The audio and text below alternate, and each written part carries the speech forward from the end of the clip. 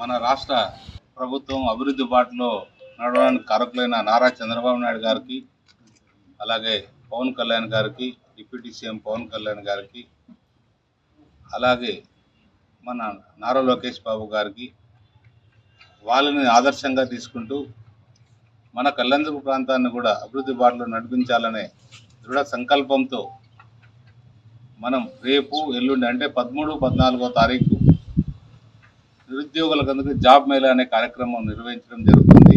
ఆ విషయం మీకు కూడా ఇంతకుముందు కూడా తెలియజేశాం. రేపు జాబ్ మేళా అనేది ఎందుకంటే నేను ప్రతి గ్రామంలో ఎన్నికల సమయంలో చూడడం జరిగింది. ప్రతి ఒక్క నిరుద్యోగి వచ్చి మేము బీకామ్ చదివాం, ఇంజనీరింగ్ చదివాం, ఇట్లా రకరకాలుగా చదివాం, ఉద్యోగాలు లేవు, మేము చాలా ఇబ్బందులు పడ్డాము అని చెప్పడం జరిగింది. ఆ రోజు ఒకటే అనుకున్నాం, నిజంగా ఇది వెనకబడిన ప్రాంతం, ఈ ప్రాంతంలోకి నేను రావడం నేను అదృష్టంగానే భావించాను. అందులో భాగంగానే ఈరోజు రేపు జరిగే ఏదైతే మనం 13, 14వ తారీఖు జరిగే జాబ్ మేళా పెట్టడం జరిగింది. కనీసం అంటే ఒక 200, 205 కంపెనీల దాకా రేపు ఇంట్లో పాల్గొంటున్నాయి. ఒక 8,000 మంది దాకా అప్లై చేసుకున్నారు. ఎవరైతే ఎలిజిబిలిటీ ఉంటుందో అన్ని కంపెనీలు, రకరకాల కంపెనీలు అంటే ఫార్మాసిటికల్ కావచ్చు, సాఫ్ట్వేర్ కావచ్చు, కన్స్ట్రక్షన్ కంపెనీస్ కావచ్చు, లేదా ఇతరత్ర కంపెనీలు ఏదైనా కావచ్చు, వైర్ హౌసింగ్ కావచ్చు, ఇట్లా కమర్షియల్గా ఏదైతే ఉన్నాయో అవన్నీ కూడా రేపు పార్టిసిపేట్ అవుతున్నాయి. అంటే కొంతమంది చదువుకున్న వాళ్ళు ఉంటారు, కొంతమంది చదువు లేని వాళ్ళు ఉంటారు, కొంతమంది టెక్నికల్గా నాలెడ్జ్ ఉండే వాళ్ళు ఉంటారు. వాళ్ళందరూ కూడా ఏ దానికైతే ఎలిజిబిలిటీ ఉంటే అందరూ కూడా పాల్గొనే ఏర్పాట్లు చేస్తున్నాం. ఖచ్చితంగా ఇది మంచి కార్యక్రమం, ఇది మన మంచి ప్రభుత్వంలో ఇది మంచి కార్యక్రమం. ప్రతి ఒక్కరు కూడా సద్వినియోగం చేసుకోవాలనేది నా ఆశయం కూడా. ఇది దీంతో పాటు ఇప్పుడు ఏదైతే పెడుతున్నామో మరి కూడా వచ్చే సంవత్సరంలో లేదా ఒక 6 నెలల సంవత్సరంలో ఇంకొకసారి కూడా ఇలాంటి జాబ్ మేళా కూడా కండక్ట్ చేస్తాం. చాలామంది దూర ప్రాంతాల్లో ఉండి దీన్ని రాలేకపోయిన వాళ్ళకి ఇంకొకసారి కూడా అవకాశం ఇచ్చే ఏర్పాట్లు చేద్దాం. ఎప్పుడైతే నిరుద్యోగులు మనకి యువత చాలామంది ఎక్కడ మన ప్రాంతంలో యువత అనేవాళ్ళు చాలామంది ఉన్నారు. వాళ్ళందరినీ కూడా యువతనందరినీ కూడా వాళ్ళ కుటుంబాలని బాగా చూసుకోవాలంటే యువత బాగుండాలి. అందులో భాగంగానే ఈ జాబ్ మేళా, ఒక ఉద్యోగం ఉంటే వాళ్ళ కుటుంబం కూడా అన్ని రకాలుగా బాగుంటున్న ఉద్దేశంతో ఈ జాబ్ మేళా కండక్ట్ చేస్తున్నాం. ఏదైతే మనం చేస్తున్నామో నిజంగా ఇది ఒక మంచి సంకల్పంతోనే చేస్తున్నాం తప్ప దీంట్లో ఒక యువతని మంచి దారిలో పెట్టడానికి చేస్తున్నాం తప్ప ఇదేదో ఒక ఓటు బ్యాంక్ కోసమో ఇంకో దానికోసమో కాదు.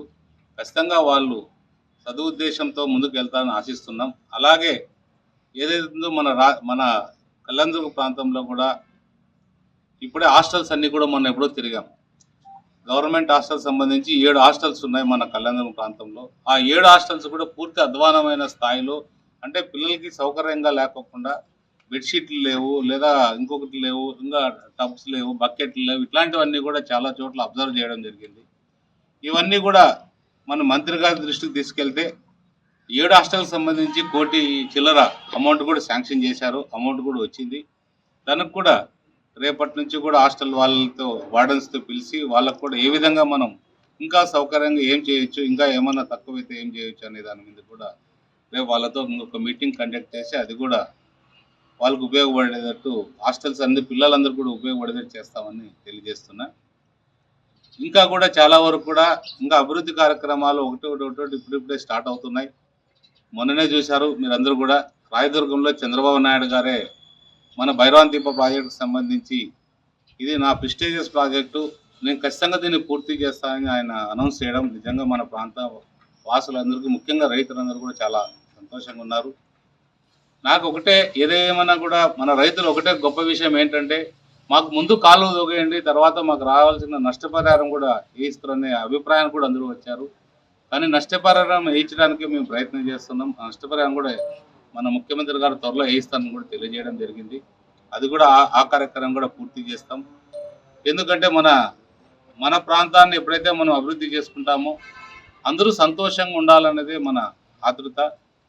ఇంకా కొన్ని మన దృష్టికి వస్తున్నాయి ఈ మధ్య, కొంతమంది ఎక్కడైనా మీ దృష్టికి వచ్చినా, మీ విలేకరుల దృష్టికి వచ్చినా కొన్ని చోట్ల అవినీతి జరుగుతుందనేది ఎక్కడైనా ఉంటే నా దృష్టికి తీసుకొస్తే ఖచ్చితంగా మనం చేతనంత వరకు అవినీతి జరుపుకోకుండా ప్రజలకు ఉపయోగపడేటట్టు ఏదైతే పనులు ఉంటాయో అవన్నీ కూడా సక్రమంగా జరిగేటట్టు చూస్తాం. ఖచ్చితంగా ఎందుకంటే ప్రజలు ఏదైనా ఒక సర్టిఫికేట్ కోసం పోతే ఆఫీస్కి వెళ్తే సర్టిఫికేట్ తీసుకొని రావాలి తప్ప వేలు డిమాండ్ చేసి ఆ డబ్బులు వాళ్ళు కట్టి ఉన్నదాన్ని ఒక డబ్బు పోగొట్టుకుని ఆ సర్టిఫికేట్ చేసేది ఎవరన్నా ఉంటే గిన ఖచ్చితంగా మీరు మా దృష్టికి తెస్తే వాళ్ళపైన కూడా చర్యలు తీసుకొని ఏ ఒక్కరు కూడా ఇబ్బంది లేకుండా ప్రతి ఒక్కరు కూడా బాగుండేదని చూసాం. పార్టీలకు అతీతంగా ఏదైతే మన పరిపాలన ఉంటుందో పార్టీలకు అతీతంగానే చేద్దాం.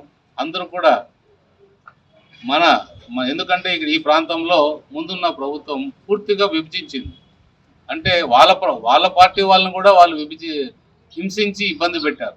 అలాంటి మనం ఈరోజు రావడం ప్రజలందరూ కూడా అత్యధిక మెజార్టీతో మనల్ని గెలిపించారు. దాన్ని దృష్టిలో పెట్టుకుని అంటే మనము మన పరిపాలన కూడా ఒక సుపరిపాలనగా ఉండాలనేది మా ఆశ. ఖచ్చితంగా అది ఉండేటట్టు చూస్తాను. అది ఏమన్నా పొరపాట్లున్నా ఇంకోటి ఉన్నా నా దృష్టికి తెస్తే ఖచ్చితంగా అవన్నీ సర్ది జరుపుకోకుండా చూసే బాధ్యత కూడా నేను తీసుకుంటున్నా. అలాగే నిన్ననే మన ముఖ్యమంత్రి గారు కూడా రెవెన్యూ అంటే ఆల్ కలెక్టర్స్ మీటింగ్ రెవెన్యూ సదస్సు జరిపారు.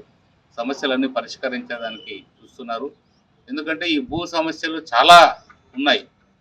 మన కళ్యాణదుర్గ ప్రాంతంలో చాలా వరకు ఆక్రమించుకున్నారు చాలా భూములు కూడా. అవన్నీ కూడా క్లియర్గా చెప్పారు నిన్న మీటింగ్లో. ఏవైతే ఆక్రమించుకున్నారో అవన్నీ కూడా వాళ్ళపైన చర్యలు తీసుకోవాలని కూడా మన ముఖ్యమంత్రి గారు అలాగే మన పవన్ కళ్యాణ్ గారు ఇద్దరు కూడా తెలియజేయడం జరిగింది. ఖచ్చితంగా అలాంటివన్నీ ఏదైతే ఉన్నాయో మన కలెక్టర్ గారు అది వచ్చిన తర్వాత అన్నీ కూడా చర్యలు తీసుకుంటారు ఆశిస్తున్నాం. మా దృష్టిలో కూడా కొన్ని భూములు ఉన్నాయి. అవి కూడా మేము కలెక్టర్ గారికి ఇవ్వడం జరుగుతుంది. దానిపైన కూడా చర్యలు తీసుకోమని చెప్తాం ఖచ్చితంగా. దొడగట్టు రోడ్లో ఉన్న స్కూల్ ఉంది కదా మన జ్ఞానభారతి స్కూల్లో ఇది కండక్ట్ చేస్తున్నాం. ఎందుకంటే ప్లేస్ చాలా 200 కంపెనీలు వస్తాయి కాబట్టి స్థలం అదైతే కన్వీనియంట్ ఉన్న ఉద్దేశంతో జ్ఞానభారతి స్కూల్లో ఈ ప్రోగ్రాం నిర్వహిస్తున్నాం. అన్ని రకాలకు కూడా వాళ్ళు కూడా రేపు ఉదయాన్నే చాలామంది చేరుకుంటారు, రాత్రి కొంతమంది చేరుకుంటారు. రేపు రాత్రి కూడా కొంతమంది ఏదైతే కంపెనీ వాళ్ళకి అకామిడేషన్ చేయాలో వాళ్ళకు కూడా ఇక్కడ కొంతమందికి చేశాం, అనంతపూర్లో కొంతమందికి అకామిడేషన్ చేస్తున్నాం. వాళ్ళకు కూడా ఏ ఇబ్బందులు కలుపుకోకుండా వాళ్ళు మనకు సేవ చేయడానికి వస్తున్నారు కాబట్టి వాళ్ళకు కూడా ఇబ్బందులు లేకుండా చూసే బాధ్యత కూడా మేమే